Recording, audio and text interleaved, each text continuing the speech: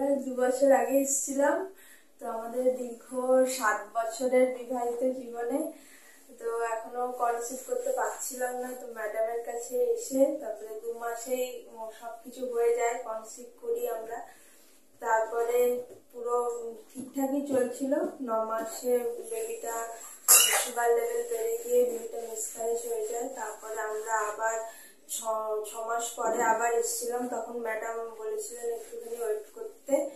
তো ওয়েট করে তারপরে পুরো আবার সবকিছু নতুন করে শুরু করে আবার আমরা কনসিভ করি। তো এখন আমার ছেলে হয়েছে, তাই জন্য ম্যাডামের কাছে দেখা করতে এসেছি।